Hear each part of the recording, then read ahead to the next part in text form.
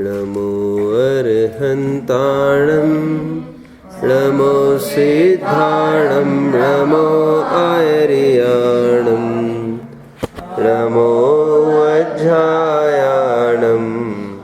नमो लोये सव्वसाहुणम् अरुहा सिद्धायरिया उज्जाया साहु पंच परे मेठी ते विहु चिट्ठहि आदे तम हा आदाहु मे शरणम सम्मत्तं सन्नाणं सच्चारित्तं हि सत्तवं चैव चौरोच्चिट्ठहि आदे तं हा आदाहु मे शरणम्। मंत्राधिराज नमोकार मंत्र पर हमने चर्चा प्रारंभ की है। कल मैंने बताया था भाषा अज्ञानियों की होती है और भाव ज्ञानियों का होता है। प्रचलित उदाहरण है, पिता बच्चे को ये कहता है बेटा जाओ मम्मी को बुला के लेके आओ, तो उसका आशय उस बच्चे की माँ को बुलाने का है, ना बच्चे की दादी को बुलाने का है। मतलब वो कहने वाला पिता स्वयं की माँ की तरफ संकेत नहीं कर रहा है, बच्चे की माँ की तरफ संकेत कर रहा है। उसकी ये आदमी है, पिता है, उसकी पत्नी की तरफ वो संकेत कर रहा है। भाषा होती है बालकों की, अज्ञानियों की, भाव होता है ज्ञानियों का। इसलिए हमने देखा कि समय सार की 8वीं गाथा का भी आपने कभी भाव सुना होगा। वहाँ पर ऐसे लिखा, म्लेच्छ को म्लेच्छ की भाषा में समझाया गया है। जहण विसक्कमणज्जो अणज्ज भाषम विणादु गाहे दुम तह व्यवहारेण विना परमत्वोदेशनम असक्कम। म्लेच्छ को म्लेच्छ, अनार्य को अनार्य की भाषा में समझाया जाता है। इसलिए आचार्यों ने परम कृपा की है, उदारता दिखाई है और अपने भाषा कौतूहल को भी बढ़ावा न देकर एक देश भाषा, प्राकृत भाषा का प्रयोग किया है।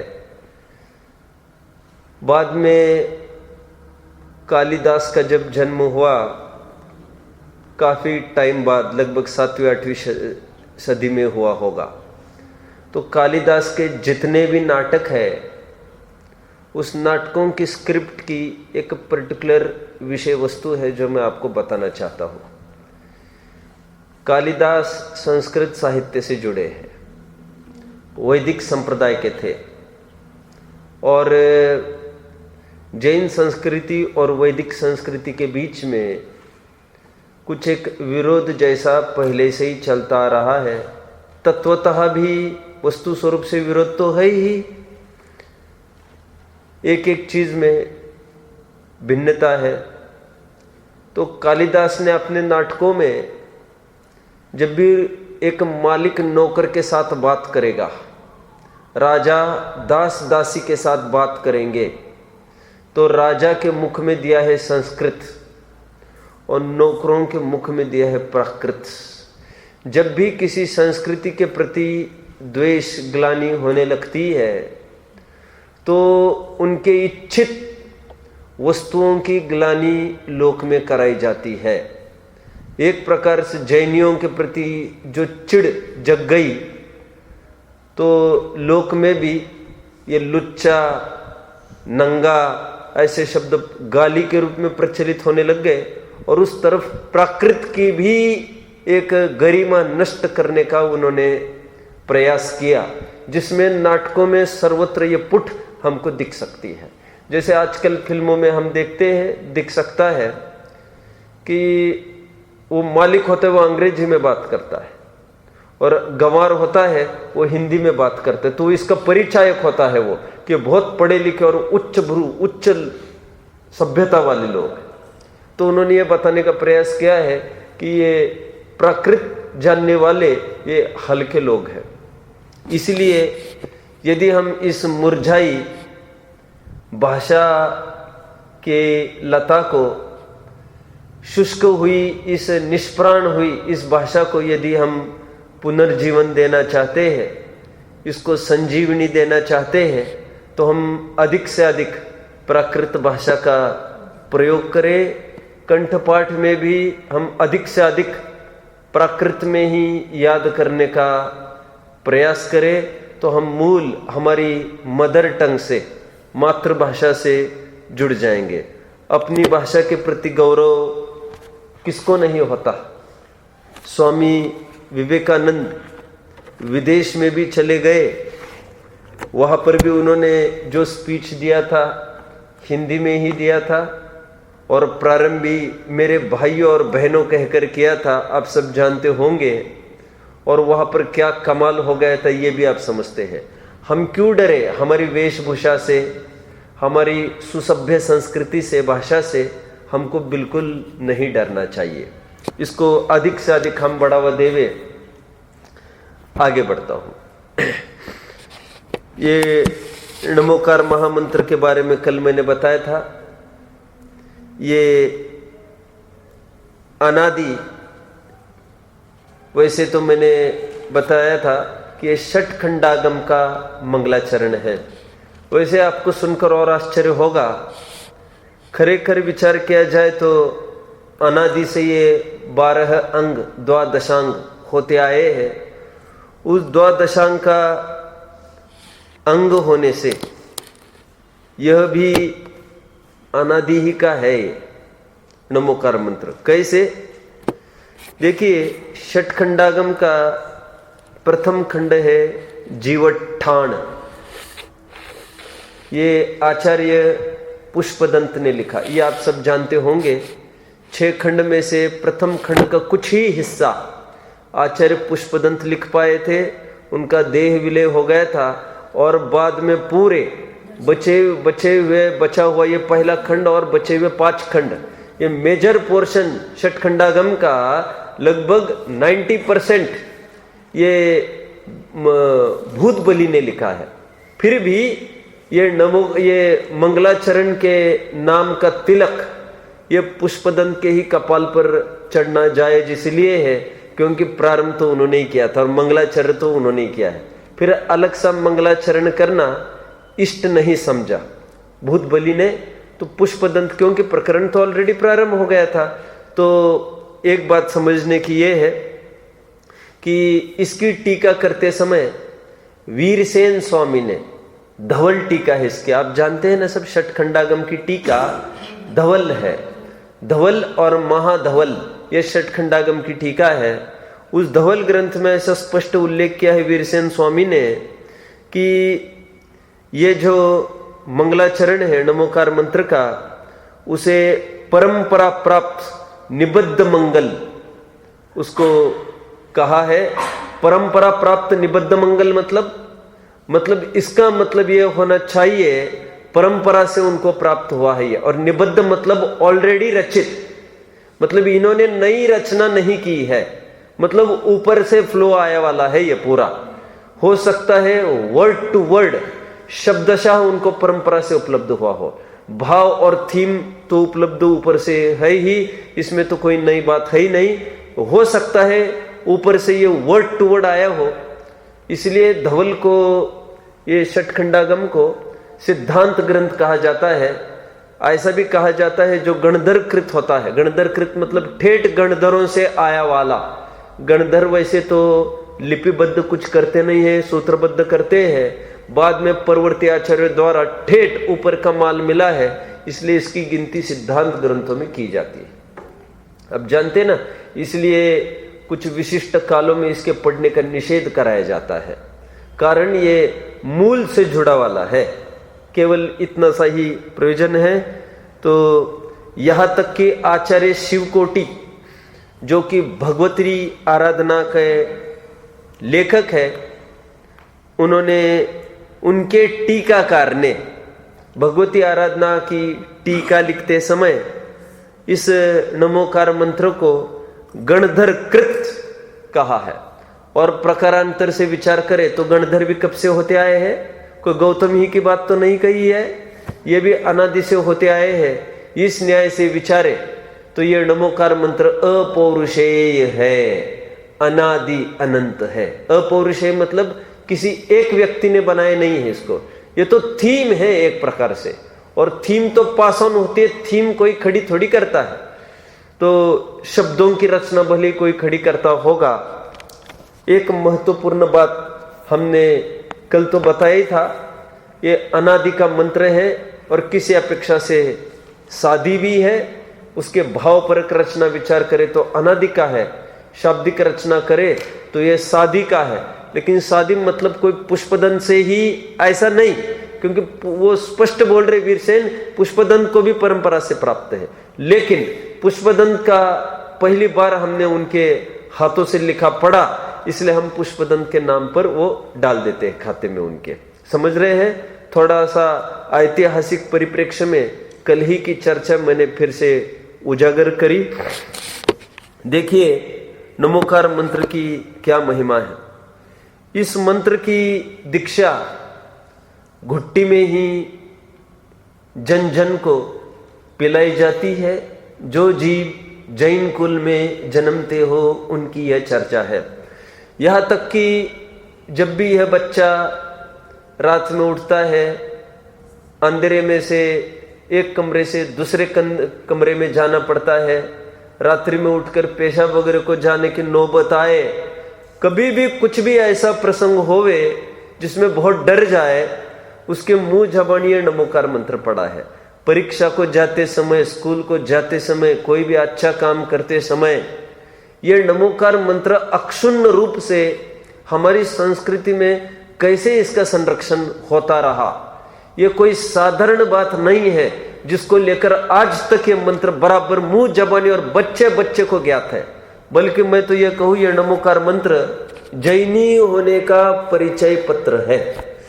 अभी अभी बहुत अच्छी एक चीज आपको तो बहुत अच्छी लगेगी। वैसे तो पूना में अभी एक घटना हुई, वैसे वहां पर एक जैन भोजनशाला चलती है, श्वेतंबर भाइयों की है। तो वहां पर तो ये परंपरा थी कि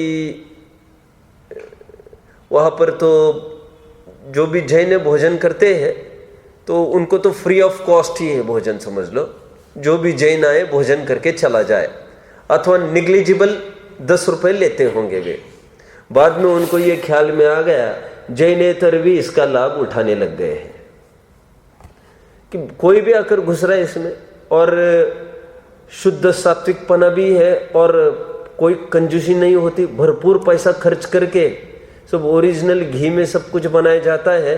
भाई आज 100 रुपए की थाली 10 रुपए में मिल रही है, और प्योर अहिंसक और प्योर स्वास्थ्यवर्धक स्वच्छता से युक्त कहो तो 200-300 रुपए में भी नसीब नहीं है। शहरों में 300 रुपए में नसीब नहीं, वो 10 रुपए में मिलती हो, कौन नहीं जाएगा? जैनी के नाम पर कितने जन जाते होंगे। तो उन्होंने क्या उपाय सोचा, क्या करे। आई कार्ड तो हर एक को नहीं मांग सकता, आई कार्ड कौन कर सकता है। तो एक नियम उन्होंने बना लिया है, वो जो भी वहां पर आएगा भोजन करने के लिए उनसे नमोकार मंत्र सुनते हैं। नमोकार मंत्र बोला बस उसको एंट्री अंदर मिल जाती है, क्योंकि ये परिचय पत्र, इसलिए मैंने बोल दिया ये परिचय पत्र है।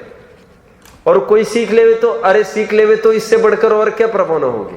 सीखने दो ना, उसके बहाने आएगा, उसके बहाने तो सीखने दो, और लड़खड़ाएगा जरूर, नया सीखा वाला होगा तो। समझ में आता है?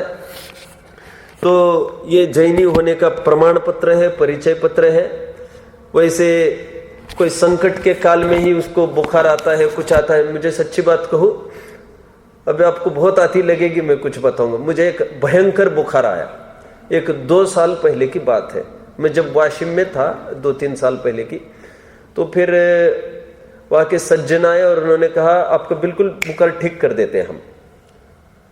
तो मैंने कहा कि क्या करेंगे अभी ये। मैंने कहा तो फिर बोले कि आप एक काम करो, कुछ करना नहीं है आपको, आप तो सीधे लेट जाओ। थोड़ा सा उन्होंने नमक है वो थोड़ा सा नमक लाया और हाथ पैरों को रगड़ना चालू किया, और उन्होंने गीला कपड़ा लेकर ऊपर से नीचे 10 बार घुमाया, मात्र टच करता हुआ घुमाते रहे, जल्दी स्पीडीली, मतलब यूं समझो एक 10 सेकंड में एक बार घुमाते होंगे। ऐसे 10 बार घुमाओ तो समझो 1-1.5 मिनट में 10 दफे घुमा दे। और बोले आंखें बंद करके आप नमोकार मंत्र बोलना बस। मैंने बोला और वाकई में मैंने देखा कितना सीवियर बुखार, और बिल्कुल होते होते आधे घंटे में काफूर हो गया, और रात का प्रवचन भी कर सका निर्विघ्न रूप से, सब हो गया। तो बोले एक नहीं सैकड़ों केसेस मैंने, और अभी भी दिखाओ, मैं करके दिखाऊंगा। बोले मुझे कहने की तो बात यह है कि नमोकार मंत्र महामंत्र है, इसमें क्या रहस्य छिपा है, आने वाले दिनों में पीरियड्स में हम इसको और अधिक से अधिक देखेंगे ही। पहले हम इसकी थोड़ी सी और डिटेल्स इकट्ठा करने का प्रयास करें। वैसे देखिए, आपको याद होगा ये नालंदा विश्वविद्यालय में अपने विद्वद्वय, अपने 2 सहोदर भाई, ये निकलंक और अकलंक, ये बौद्धों के आश्रम में, वहाँ पर ये बौद्धों को क्या विद्याएं दी जाती है, ये बौद्ध क्या पढ़ाते हैं बुद्ध लोग, तो वो उनको समझने के लिए वहाँ पर छद्म भेष में गए थे। ये कहानी मैं नहीं दोहराऊंगा, आप सब जानते होंगे, ये मैंने एक बार सुनाई भी है प्रवेशिका के काल में। तो कुछ ट्रेस लग गया उन लोगों को कि यहाँ पर कोई जैनी छिपा है, और उन्होंने 2-4 प्रयास भी किए, कुछ समझ में आए ये छिपे है कौन, छद्म भेषी कौन है यहाँ पर, क्योंकि स्यात ये शब्द डाल दिया था। स्यात ये भी जैनी का परिचय पत्र है, एक वो परिचय पत्र मिल गया था। अभी कैसे ढूंढ निकाले उनको, वैसे कोई सामने नहीं आ रहा है। जिन प्रतिमा को लांगने की बात आई तो ये धागा लागर लांग कर चले गए, धागा डाल के। तो अब ये भी कैसे पकड़ में आया हमको, तो फिर एक ही उनके पास एक रास्ता बच रहा था, उन्होंने आधी रात में आश्रम को आग लगा दी, और ये कहा कि जहां से नमोकार मंत्र की ध्वनि आएगी वहां समझना वो जैनी है। ये इतना परिचय पत्र है। कोई भी कठिनता आए, समस्या आए, प्रतिकूलता आए, जबान में पहले नमो अरहंताणम, नमो सिद्धाणम आदि ये पूरा नमोकार मंत्र आता है। समझ में आता है? कोई घर में कोई भी संकट आए तो मुंह पर, जबान पर, कंठ में ही बना रहता है। और आप इतना प्रचलन हो गए फिर नमोकार मंत्र का, जहां तहां पुराणों में कि ये बताए जाने लगे शुभम चक्रवर्ती ने नमोकार मंत्र को मिटाया, तो उसके फल में वो 7वें नरक चला गया। क्यों भाई, मेरा प्रश्न है, वो तो चतुर्थ काल का था, और नमोकार मंत्र पुष्पदंत ने इस पंचम काल में लिखा है ना। ये अभी 2000 वर्ष पहले आचार्य हुए ना पुष्पदंत, चतुर्थ काल की घटना। नमोकार मंत्र तब कहां से आ गया? चंदन बाला जब बिक रही थी हाट में, वेश्या बेच रही थी उसको, वो सेठ जी गुजर रहे थे। ज्ञान में है वो कहानी सबको? सेठ जी बाजार में से गुजर रहे थे, नहीं ज्ञान में, लेकिन अभी प्रसंग नहीं है। तो वो मन ही मन आंखें बंद करके नमोकार मंत्र का पाठ किए जा रही थी। सेठ वहां पर रुक गए, उन्होंने सोच लिया ये जैन लड़की है कोई। नमोकार मंत्र से इतने प्रभावित हुए, और वो वेश्या बेचने जा रही थी, वो रो रही थी, बोल रही थी मेरा इन्होंने हाल बहुत खराब कर दिया है, मुझे कोई बचाओ, शरण दे दो। उन्होंने वो तुरंत खरीद लिया उसी दिन। कितनी मोहराएं चाहिए, कितनी मुद्रा? तो बोले इतना इतना। कह रहे फटाक से घर से बुलाया और फटाक से पैसे दे दिए, चलो लड़की को। और घर पर आए चंदन बाला को लेकर, सेठानी ने कहा ये क्या कर दिया आपने?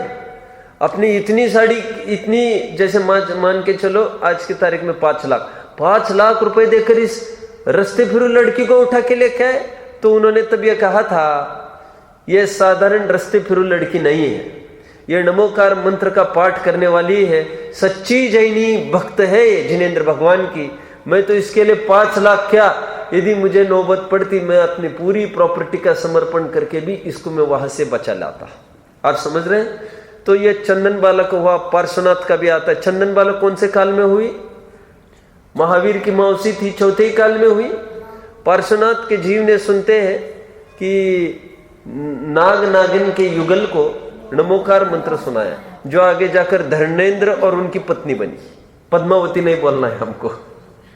तो ये बने, तो वहां पर भी नमोकार मंत्र सुनाए। तो मेरा प्रश्न है, वो कौन सा काल चल रहा था? चतुर्थ काल चल रहा था। लेकिन इतना प्रचलन और इतनी प्रसिद्धि हुई है नमोकार मंत्र की, तो जहां तहां देवशास्त्र गुरु की विराधना हुई हो, वहां पर नमोकार मंत्र की विराधना करी, नमोकार मंत्र सुनाकर उनकी सदगति हो गई। यह प्रचलन में आता है। क्या है रहस्य इस नमोकार मंत्र का, उसको हम थोड़ा सा देखते हैं। पहले आज एक महत्वपूर्ण बिंदु पर मुझे प्रकाश डालना। वो महत्वपूर्ण बिंदु ये है कि अक्सर हम लोग एक भूल करते हैं बोलने में। हम नमोकार मंत्र बोलते हैं, हम ढंग से नहीं बोलते। ध्यान रखना, ये मंत्र है, ये णकार बहुल है।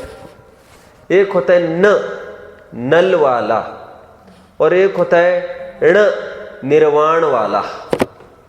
आप समझ रहे हैं अभी सब? निर्वाण में कौन सा णा आता है? णा। मैं इन दोनों ना का थोड़ा सा विभाजन करके आपको व्याकरण की पद्धति से दिखाऊं और फिर मैं अपनी बात को आगे बढ़ाऊंगा।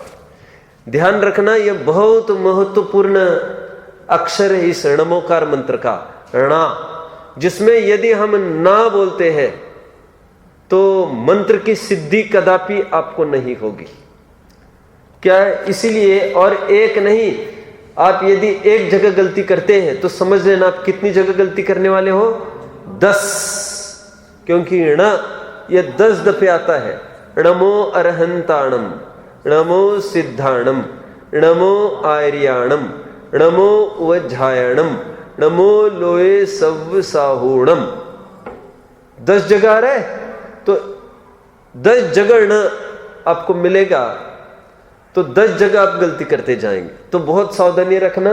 देखिए, ये जो नल वाला न होता है, वह दंत्य वर्ण कहते हैं उसको व्याकरण में। दंत्य वर्ण क्यों कहते हैं, अभी अभी उसकी तरफ हम बढ़ते हैं। नाम से वैसे स्पष्ट ख्याल में आता है। और अणा को कहते मूर्धन्य वर्ण। दंत्य वर्ण किसे कहते हैं समझ लो। न बोलने पर जीभ की जो नोक है ना, अपनी जीभ की नोक, न बोलने पर वो कहां पर लगती है? वेरी नाइस, ऊपर के अगले दांतों के पीछे लगती है। क्या कहा? ऊपर के अगले दांतों के पीछे लगती है। एक पॉइंट हुआ। सेकंड, न बोलने पर जीभ पर किसी प्रकार का खिंचाव नहीं आता, सरलता से बोल सकते हैं न को। और णा जो मूर्धन्य वर्ण है, वो णा का समझ लो। ये णा बोलने पर जीभ की नोक का पिछला भाग तालू से लगकर रगड़ता है। पकड़ रहे सब? तालू से लगकर रगड़ता है। सेकंड पॉइंट, ण बोलने पर जीभ में हल्का सा खिंचाव आ जाता है, इसलिए थोड़ी कठिनता मालूम पड़ती है। यह मैं व्याकरण से थोड़ी सी आपको अर्थ बता रहा हूं। वैसे ये बस हम भूल करते हैं, ण बोलने की जगह हम न बोल जाते हैं। ध्यान रखना, वो नमो नहीं, णमो है, णमो। ठीक है? वैसे मैं बीच में और एक बात बता दूं आपको, क्या रहस्य है इस सब के पीछे। वैसे अभी अभी एक बहुत बड़ा मकान बना, यहाँ की बात नहीं है, पूना में। उसके बाहर पूरा णमोकार मंत्र लिखा गया है, वो न के रूप में लिखा गया है, दंत्य वर्ण के रूप में। नमो अरहंतानम, नमो सिद्धानम, इस प्रकार लिखा गया। तो लोग फिर कहते हैं कि भाई ये देखो ना, न लिखा इन्होंने। तो देखिए, वो श्वेतंबर भाई का घर है। श्वेतंबर भाइयों ने नमोकार मंत्र में न माना है। मैंने आपको कहा था, वे अर्धमागधी प्राकृत का प्रयोग करते हैं। और जब महाराष्ट्रियन शौर सैनिक का प्रयोग होगा तो वहां पर ण दंत वर्ण वाले की चर्चा चलेगी। क्या है इसका रहस्य, मैं अभी थोड़ा बताता हूं। तो कोई ये कह सकते हैं सबकी अपनी अपनी भाषा, फिर उनके हिसाब से वो ठीक नहीं। मंत्र तो मंत्र होता है, उसका रहस्य मैं बताऊंगा कुछ आपको। एक महत्वपूर्ण बात यह है, ण ये जो मूर्धन्य वर्ण है इसको व्याकरण में ज्ञानवाचक बताया गया है। यह बहुत महत्वपूर्ण है। अभी देखिए न बोलने की वैसे क्या औचित सामने ख्याल में आता है। योग शास्त्र के अनुसार शरीर का कोई अंग ऋण विद्युत की प्रधानता वाला है और कोई धन विद्युत की प्रधानता वाला है। शरीर के अंग है ना, तो कोई अंग ऋण विद्युत की प्रधानता वाला है और कोई धन। ये ऋण और धन समझ में आता है। ऋण मतलब माइनस और धन मतलब प्लस, इतना तो जानते हो। उसको कैथोड एनोड कहते हैं। और नहीं तो आप तो इतना इलेक्ट्रॉन प्रोटॉन ये भी जानते होंगे। तो ये चार्जेस होते हैं ना, चार्जेस। उसी प्रकार अपने बॉडी के एक एक अंग का एक चार्ज बताया गया है। उस यदि शरीर विज्ञान की तरफ से हम देखें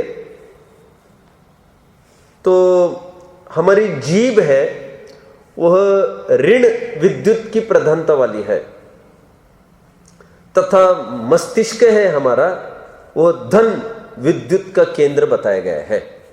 ऋण और धन मस्तक और तालु है वह मस्तक की निचली परत है। आप मानते हो ये बराबर? तालु है ये मस्तक की निचली परत है, बराबर मस्तक ही चालू होता है ना ऊपर, उसके ऊपर। तो फिर कुल मिलाकर बात ये नक्की हो गई कि ये जीभ में ऋण विद्युत वाली प्रधानता आ गई और तालु में बोलिए धन विद्युत की प्रधानता आ गई। तो अभी होता क्या है देखिए, जब भी अपना बोलते हैं तो जीभ के द्वारा तालु पर घर्षण होता है। उस बारंबार के घर्षण होने से ऋण और ऋण विद्युत तथा धन विद्युत का मिलान होने से कुछ विशिष्ट तरंगे प्रवाहित होती है और वे तरंगे प्रवाहित होकर आज्ञा चक्र को जागृत करती है। अभी क्या है मैं थोड़ा आपको बताऊंगा, पहले लिख लो जिनको लिखना है। ये वो क्या करती है, फिर बारंबार के टकराहट से घर्षण से आज्ञा चक्र को जागृत करती है। ये आज्ञा चक्र क्या है मैं अभी अभी आपको बताता हूं। वैसे आप कहीं दूसरी जगह नोट कर सकते हैं, मैं अच्छी चीज आपको लिखाऊंगा, आपको जानने चाहिए। शरीर में हमारे 6 चक्र माने हैं योग शास्त्रों ने। आराम से लिखिए, आराम से लिखिए। हाँ, प्रेरित करता है, उत्तेजित करता है, स्टिमुलेट करता है। आज्ञा चक्र को मैंने अभी क्या शब्द का प्रयोग किया था? जागृत करती है। कुछ भी आप लिख सकते हैं, स्टिमुलेट कह सकते हैं आप उसको। चेतना लाती है उसमें, निरंतर के वो टच करने से चेतना होती है वहां पर। ठीक है ना, हम देखते हैं ना निरंतर मसाज यदि करते हैं तो नसों में चेतना आ जाती है, सर्कुलेशन अच्छे से होता है ना। उसी प्रकार वहां पर वो आज्ञा चक्र जागृत हो जाता है। आज्ञा चक्र क्या है थोड़ा सा मैं बताऊं आपको। ये साइंटिफिकली पूरी स्टडी चलेगी। आप ये भ्रम नहीं पालना, नमोकार मंत्र मतलब एकदम साधारण चर्चा चलेगी। होती तो मैं आपको लेता भी नहीं, प्रवेशिका के बाद क्यों लेता फिर मैं इसको। कुछ विशेष बात मुझे इसमें बतानी है। चलेगा तो 4 ही 5 पीरियड, ज्यादा तो चलने का काम ही नहीं इसका। पूरे अपने शरीर में 6 चक्र बताए गए हैं। ये मेरुदंड में 6 केंद्र स्थान होते हैं, उसको लेकर ये चक्र बताए गए हैं। What is मेरुदंड? मेरुदंड मतलब अपना स्पाइन, बैकबोन को, बैकबोन होता है ना, उसको मेरुदंड कहते हैं। तो उसके प्रधान 6 केंद्र बताए गए हैं, उसको लेकर ये 6 चक्र है। जिसने थोड़ा बहुत योग का ज्ञान किया हो, कभी तो ये चक्रों का कभी कभी सुने ही ये चक्र वगैरह? नहीं सुने आप लोगों ने। अभी मैं थोड़ा सा पहले आपको अलग से लिखिए तो ख्याल में आएगा। एक होता है, देखो नीचे से ऊपर चलना है अभी हमको, है ना। पहला मूलाधार चक्र, ये गुदा द्वार के पास होता है। गुदा द्वार समझते हो? गुदा किसे कहते हैं? अंग्रेजी में एनस कहते हैं, क्या उसको? ANUS, anus, the place from where excretion happens. Anus कहते हैं उसको, जहां से मल का विसर्जन होता है, मूत्र का नहीं, मल का जहां से विसर्जन होता है उस पार्ट को गुदा कहते हैं। उसके स्थान पर यह मूलाधार चक्र होता है। एक नेक्स्ट स्वाधिष्ठान चक्र। यह स्वाधिष्ठान चक्र गुदा और मूत्र द्वार के ठीक बीच में रहता है। स्वाधिष्ठान चक्र गुदा और मूत्र द्वार के ठीक बीच में। तीसरा मणिपुर चक्र। ये मणिपुर चक्र नाभि के स्थान में होता है। देखना अब ये धीरे धीरे फ्लो करके ऊपर आ रहा है पूरा। गुदा द्वार, वहां से कहा गुदा और मूत्र द्वार के बीच का पॉइंट, फिर नाभि के स्थान में। इसलिए नाभि का स्थान भी बहुत महत्वपूर्ण बताया गया है। मणिपुर, ये कोई मणिपुर इम्फाला वाला मणिपुर नहीं है, not a state of our country. नाभि के स्थान पर रहता है। एक चौथा चक्र बताया गया है हृदय के स्थान पर। पांचवा बताया गया है, नाम तो नहीं है ज्ञान में मेरे, अथवा नहीं होगा कहीं उपलब्ध, जो भी होगा मेरे पास जितनी इंफॉर्मेशन है उतना ही तो मैं दे सकता हूं। हृदय के स्थान पर। फिर पांचवा चक्र है कंठ के स्थान पर। आप देख रहे होंगे ऊपर आ रहे हैं हम धीरे धीरे। और एक अंतिम आज्ञा चक्र जो भ्रू मध्य होता है। भ्रू मतलब आईब्रोज को भ्रू कहते, भ्रू कहते ना, भ्रूकटी टेढ़ी करके बात कर रहा था, भ्रूकुटी, या आईब्रोज को भ्रू कहते। भ्रू दोनों कपाल पर यूं समझो, जहां पर बिंदी लगाते हैं ना महिलाएं, बिल्कुल वहां पर वो आज्ञा चक्र होता है।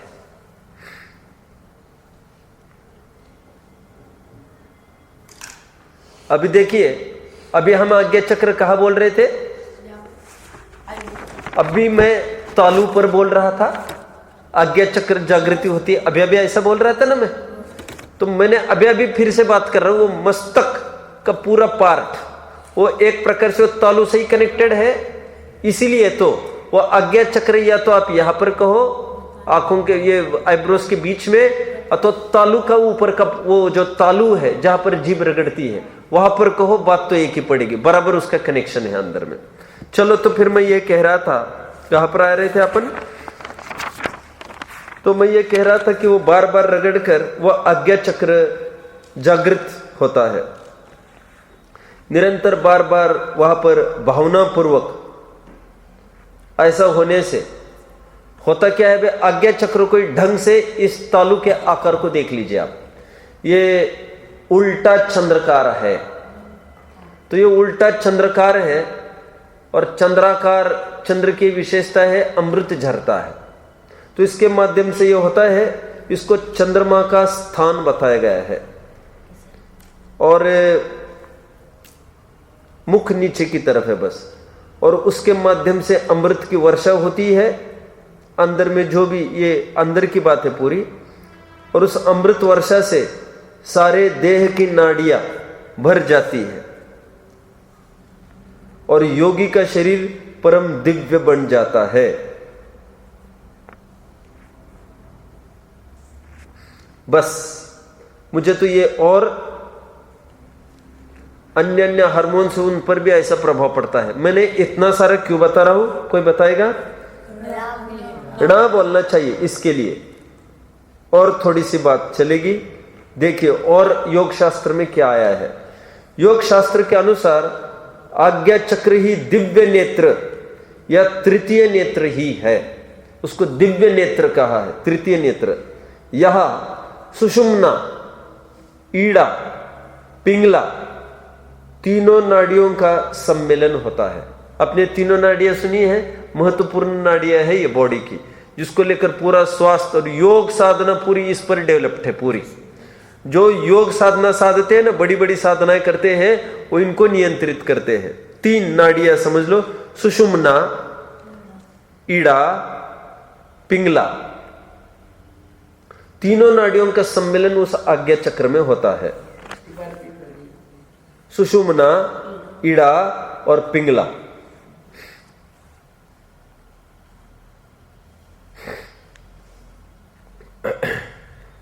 इसमें नेत्र जैसी सूक्ष्म रचना है और इसकी तुलना टेलीविजन, रडार और टेलीस्कोप की समन्वय युक्त क्षमता से की जा सकती है। तीनों की कलेक्टिव स्ट्रेंथ के साथ इसकी तुलना की जा सकती है। किसकी? इनका सम्मेलन का स्थान कौन सा? आज्ञा चक्र। Very nice. आज्ञा मतलब कोई संजय भैया वाली की लड़की की बात नहीं कर रहे अपन।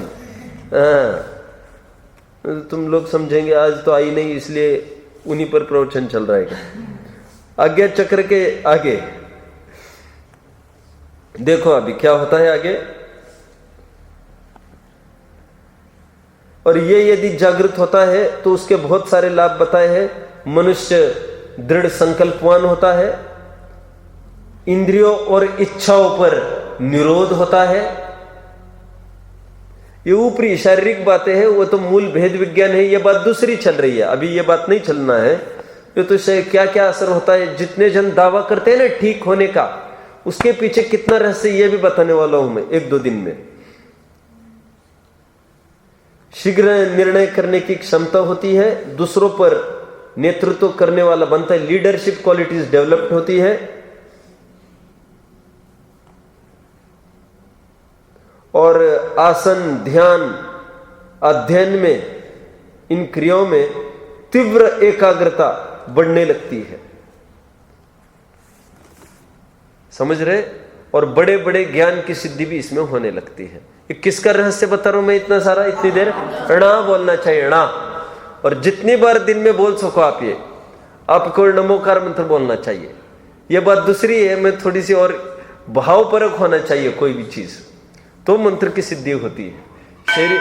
शरीर का स्वास्थ्य सुधरेगा, इसमें कोई आपत्ति नहीं है, लेकिन हमको मंत्र की परमार्थ सिद्धि करनी हो तो भाव हमारे दिमाग में होना चाहिए। चलो आइए, इतना सब प्रकरण हमने देख लिया। अब मैं थोड़ी सी चर्चा करना चाहूंगा मंत्र को लेकर। पहले मैं चाहूंगा आप मोक्ष मार्ग प्रकाशक और रत्नकरण सावकाचार ये दोनों ग्रंथ लेके बैठे, मैं उसके माध्यम से थोड़ी चर्चा करूंगा। आपने क्या क्या लिया है अभी? रत्नकरण सावकाचार है, एक आध होगा तो। हाँ, कहाँ पर है ये? Very nice.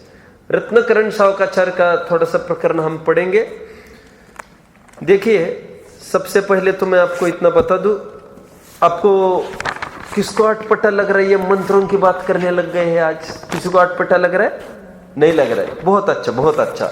नहीं तो हमको एकदम एलर्जी होने लगती है। और ये क्या बताने लग गए? क्या हम तो आत्मसिद्धि के लिए निकले थे, ये क्या बताने लग गए हमको? तो भैया जैसे एक्सरसाइज वगैरह करते हैं, खाते पीते हैं, तो उपचार से वो तो शरीर को ही ठीक करने के लिए, और शरीर ठीक रहेगा तो आत्मा ठीक रहेगा। उपचार का कथन चलता है, शरीर माध्यम खलु धर्म साधनम आदि। यह सहज ही एक पंथ में 2 काज होते हैं। इसको मंत्र कह रहे भाई साहब, मंत्र। किसी भी सामान्य शब्दों को मंत्र नहीं कहा जाता। पकड़ रहे आप सब? अब देखिए, मंत्र जैन दर्शन मानता है कि नहीं मानता है, इसका क्या उचित है, इसकी कितनी उपयोगिता है, इसको थोड़ा सा हम देखते हैं। रत्नकरण सावकाचार आप सबके सामने है, आप खोलेंगे इसका 270 पृष्ठ 270 मिल रहा है सबको? ये देखिए, ये 270 पर मैंने बुद्धिपूर्वक इसको खोला है। ये मुझे ये दिखाना है, दरअसल बात ये है कि हमारे ग्रंथों में किस प्रकार 12 अंगों में भी ये मंत्र तंत्र की चर्चा है। मुझे थोड़ा सा इतना बताना है आपको। ये कहाँ पर है? मूल में मुझे मेरे तो लाया नहीं मैंने, मेरे इसमें मैंने मार्किंग किया था पूरा। आपको कहीं दिखता है तो आप देखिए। अब 269 पर आइए, पहले तो 269 पर आइए। आपको भी कहीं दिखता है तो आप मुझे तुरंत बताएं, तो फिर मैं आपको उसको हाईलाइट करूंगा। देखिए, उपासक अध्ययनांग इस सिद्धांत ने बता दिया। ये उपासक अध्ययनांग की विषय वस्तु यहां से बताई जा रही है। देखो इसमें क्या लिखा है, बाकी की भी बातें हैं, मंत्र आदि का वर्णन इसमें पाया जाता है। ठीक है, एक तो ये उपासक अध्ययन अंग जो है, ये सब इसमें मंत्रों की विषय वस्तु भी बहुत मात्रा में है। आगे बढ़ते हैं हम, और एक पेज टर्न करिए। और किसी को कोई दिख रहा है? दिख रहा हो तो आप जरूर मुझे बता सकते हैं। अब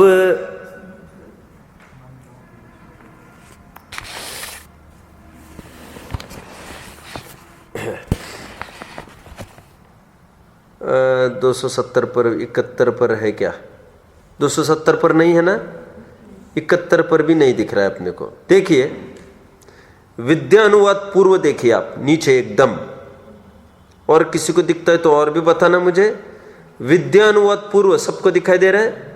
ये 14 पूर्व में से दृष्टिवादांग, ये भी एक अंग है। वो उपासक अध्ययन अंग कौन सा अंग था? अब सरस्वती पूजन करेंगे उसमें क्रम से आपको आएगा। ये 6वां अंग है क्या? 7वां? 1 2 3 4 5 6, ये 6वां अंग उपासक अध्ययनांग में मंत्रों की चर्चा है। 12वां अंग है दृष्टिवादांग। इस दृष्टिवादांग का 5 हिस्से बनते हैं: परिकर्म, चूलिका, प्रथमानुयोग, सूत्र और पूर्व। उस पूर्व के भी फिर 14 भेद है, 14 पूर्व जिसको कहते हैं। अब विद्यानुवाद पूर्व की चर्चा हम करने चाहते हैं। देखिए इसमें भी क्या लिखा है, इसमें किसकी चर्चा है? 7 अल्प विद्या, रोहिणी आदि 500 महाविद्याएं, ये भी प्रकट होती है मुनियों को। आगे जब बढ़ते हैं ना, 10वें पूर्व की प्राप्ति करनी होती है, ये अपने आप सब प्रकट होने लगते हैं। विद्या अनुवाद पूर्व ये विद्याएं प्रकट होने लगते हैं उनको। आगे लिखा है साधनभूत मंत्र, यंत्र, पूजा आदि की तो पूरी चर्चा इसमें आई है। ठीक है, फिर लक्षण के ज्ञान की, अंग देखकर, स्वर देखकर पूरी इतमभूत जानकारी देना। समझ में? किसी का अंग भंग आदि देखकर, ये पूरी विद्या, ये अपने यहाँ ये विद्यानुवाद पूर्व में ये भी समाहित है।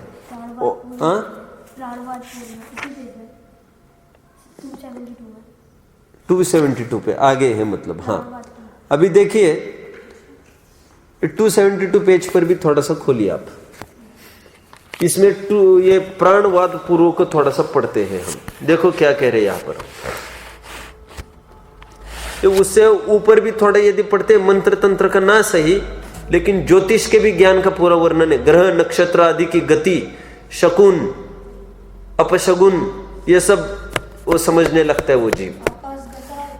और प्राणवाद पूर्व में भी देखिए यहाँ पर क्या लिखा है, शरीर की चिकित्सा का अष्टांग आयुर्वेद जो वैद्य विद्या जिसका, उसका भूत प्रेत आदि व्याधि दूर करने के कारणभूत मंत्र आदि का, विष आदि का दूर करने वाली जांगलिका तथा अभी पढ़ा था अपने ईड़ा, पिंगला, सुषुम्ना पढ़ा था अभी, ये 3 नाड़ियां आदि श्वासोच्छ्वास का तथा गति के अनुसार 10 प्राणों को उपकारक अनुपकारक, ये भी उसी से संबंधित है पूरा। ये मंत्र से ही संबंधित है पूरा, भले मंत्र शब्द नहीं पढ़ा होगा, ये उसमें संबंधित है।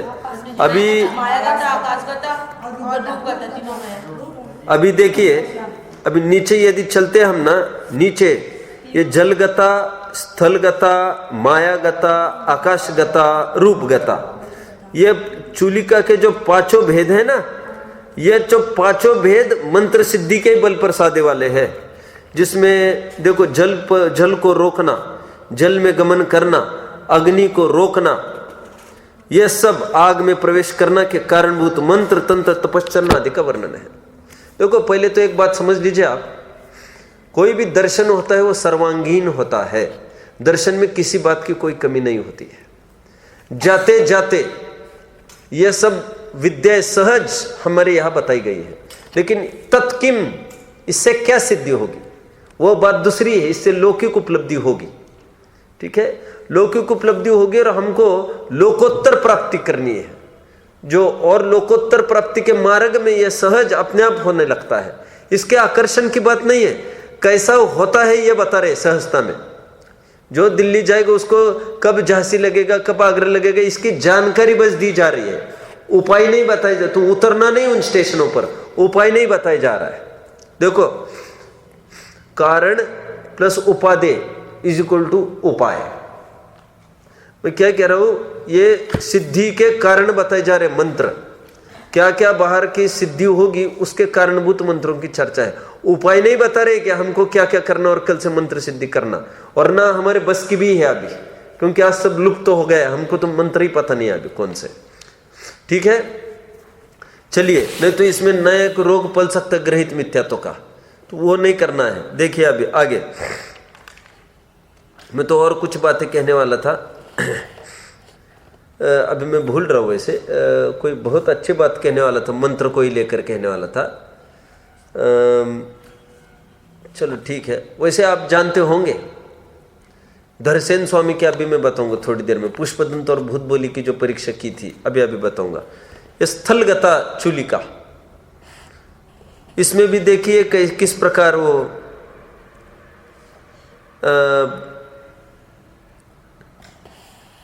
मंत्र तंत्र तपश्चरण का पूरा वर्णन आया है। स्थलगता मतलब मेरु आदि पर्वतों में, भूमि में प्रवेश करने की ये कला है। सब ये मंत्रों के माध्यम से प्रवेश कर सकता है। मायागता भी विद्या भी देखेंगे, पूरा मंत्र तंत्र पर आधारित है। ये पांचों विद्याएं पूरी मंत्र तंत्र को लेकर है। ठीक है, यह सब अपने में होता है। ठीक है, और हाँ, बीच में बात ख्याल में आई थी, अभी बता दूं।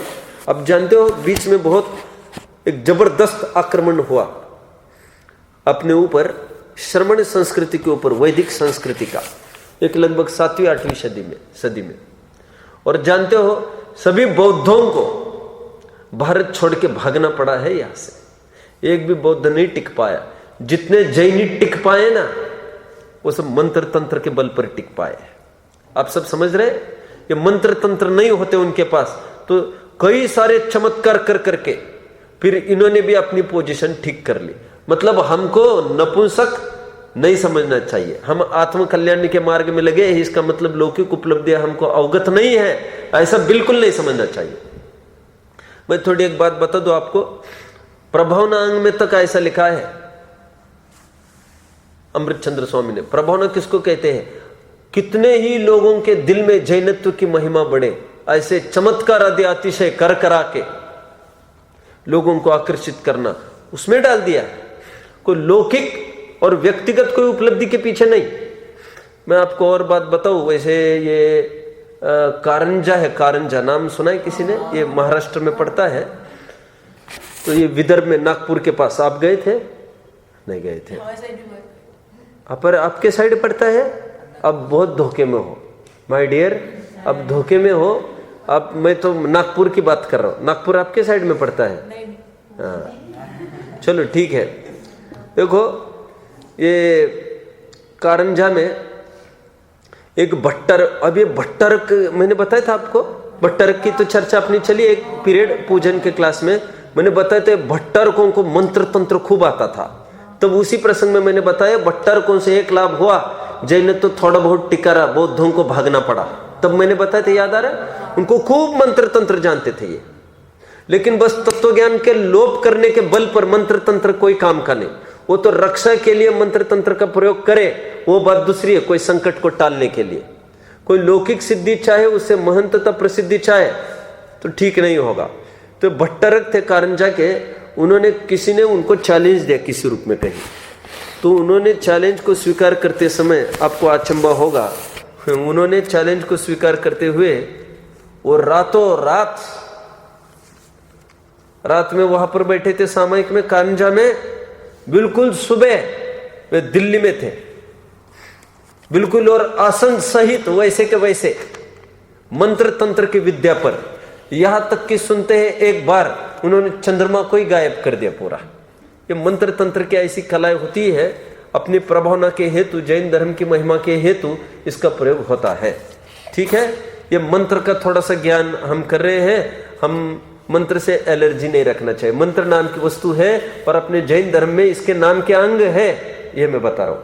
कहाँ तक आए आप? यदि अभी ये 273 पृष्ठ भी देखेंगे, प्रकीर्णकों में भी कुछ कुछ आपको मिलेगा, इसमें कुछ भी आश्चर्य नहीं है।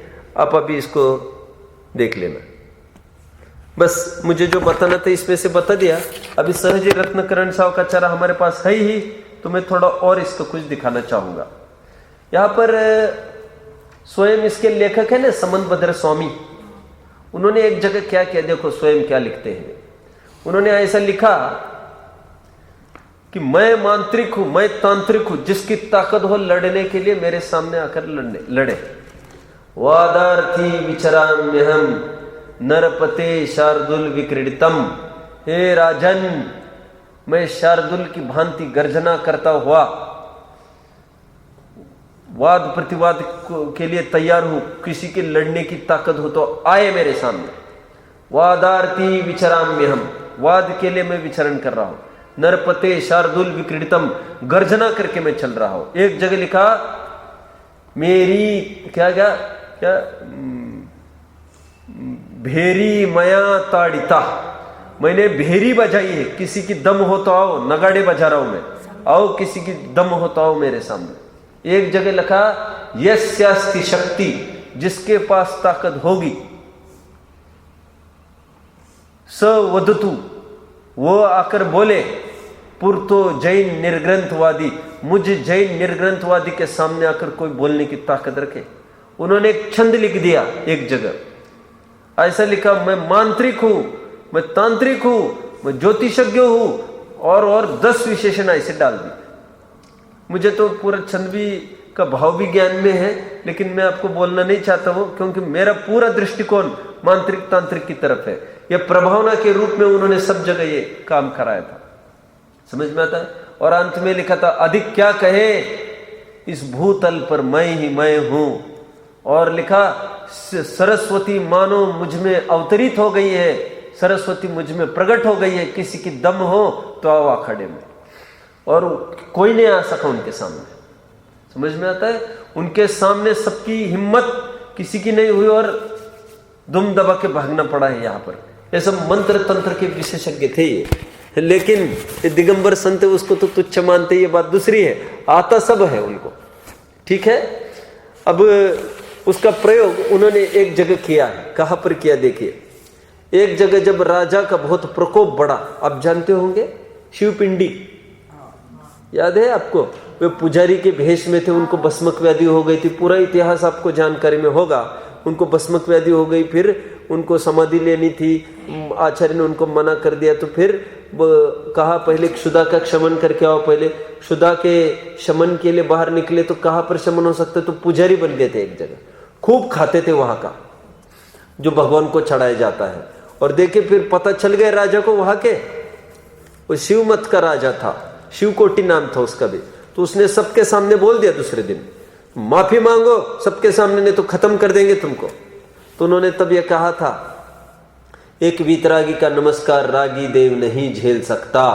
ऐसा बोल के उन्होंने वहां पर ही बैठकर फिर स्वयंभू स्तोत्र की रचना प्रारंभ करी। और करते करते जब चंद्रप्रभ भगवान की स्तुति करने लग गए, तो वहां पर भूमि फटके ऐसा अतिशय हुआ कि शिवपिंडी टूट के उसी के स्थान पर चंद्रप्रभ भगवान की मूर्ति आई।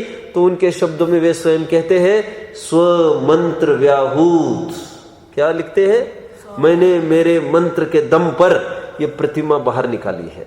मैं क्यों कहना चाहता हूं इतना, ये साधारण नहीं समझना चाहिए इनको। इसलिए तो प्रचलित हुआ, इन नंगों के मुंह नहीं लगना, नंगों के मुंह नहीं लगना। वैसे कोई हथियार तो नहीं रखते हैं ये, लेकिन वाद विवाद में इनको कोई परास्त नहीं कर सकता, इनके मुंह नहीं लगना, प्रचलित हो गए। समझ में आता है। और ये मंत्र के ज्ञाता थे। इसका मैं एक आधार के रूप में एक सूत्र आपको यहां पर दिखाऊं, आपको बहुत आनंद आएगा।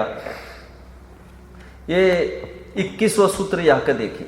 यहां पर ऐसा बोला कि नांग क्या 21वां छंद देखिए, इसमें क्या लिखा है। 21वां सूत्र देखिए, अपने पास वैसे ही है, इसलिए न अंगहीनम मलम छेत्तुम दर्शनम जन्म संततिम न ही मंत्रोक्षर न्यूनो निहंती विषवेदनाम। क्या दे रहे मालूम? यह बताना, यहाँ पर 8 अंगों की चर्चा कर चुके हैं और यहाँ पर यह कहना चाहते हैं यदि 8 अंग में से एक भी कम हो सम्यक्त्व का, निशंकित निकांक्षित आदि 8 अंगों में से एक भी अंग कम हो यदि किसी के, तो कहते हैं वो सम्यक्त्व भवच्छेदक नहीं हो सकता। सदोष सम्यक्त्व काम करने, कहना तो इतना ही था। किस प्रकार? उदाहरण क्या दिया? जिस प्रकार मंत्र में एक भी अक्षर कम ज्यादा यदि कोई करे तो उसको मंत्र की सिद्धि नहीं होगी। नहीं निहंती विषवेदना, वो विषवेदना का हनन नहीं कर पाएगा, नहीं समर्थ करने में। प्रॉपर मंत्र चाहिए। कल समय सार सब लेके बैठेंगे और मोक्ष मार्ग प्रकाशक लेके बैठेंगे तो उसकी मैं काफी चर्चा करूंगा। अभी मैं एक ही घटना को आपको याद दिलाऊं थोड़ा सा। ये धरसेन पुष्पदंत का मैंने अभी जो बोला था, धरसेन के सामने जो शिष्य आकर खड़े हुए थे, पुष्पदंत और भूत बलि, जानते हैं उनकी परीक्षा करने के लिए क्या किया था उन्होंने? क्योंकि इतना बड़ा काम उनको सौंपना था, चाहे जिसको थोड़ी सौंप सकते हैं, ये मंत्र को जो सिद्ध करेगा उसको मैं काम दूंगा। इससे और एक बात फलित हुई, वे भी मंत्र तंत्र के ज्ञाता थे और उनको एक मंत्र दे दिया दोनों को, एक को अक्षरहीन दिया और एक को अक्षर अधिक दिया। तो देखिए उनको मंत्र की सिद्धि न हो पाई। एक के स्वप्न में कानी देवांगना आई और एक के स्वप्न में वो दांत बाहर निकली वाली देवांगना आई। तो उनको ऐसा लगा देवांगनाएं तो सर्वांग सुंदर होती है, इनको ये विद्रूप कैसे आ गए? जरूर मंत्र में भूल है। उन्होंने बिना पूछे ही मंत्र में बराबरी कर दिया। दूसरे दिन सिद्ध हो गए उनको मंत्र।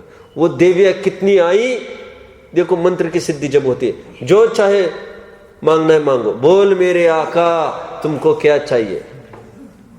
आका ने दिया, भगा उनको, चलो भाग जाओ यहां से। तो वे सीधे आए धरसेन स्वामी के पास और उन्होंने ये कहा कि हमने विद्या की सिद्धि की, मांगा कुछ नहीं, देखो सहज साध्य होने पर भी। और फिर उनको योग्य समझा, एक पैमाना हो गया कि ये पिछड़ नहीं सकते, ये परीक्षा प्रदानी है, मंत्र तंत्र के भी ज्ञाता है, ये आगे काम कर सकेंगे। तो उनके जरिए फिर वो काम प्रारंभ हुआ है। अब समय तो ऐसे थोड़ा अपना है, फिर अपन लेकिन कल ही लेंगे मोक्ष मार्ग प्रकाशक और समय सार में से थोड़ा थोड़ा पार्ट कल लेंगे। मंत्र की चर्चा थोड़ी बची है, उसको फिर से लेंगे, फिर कर चर्चा। ओम।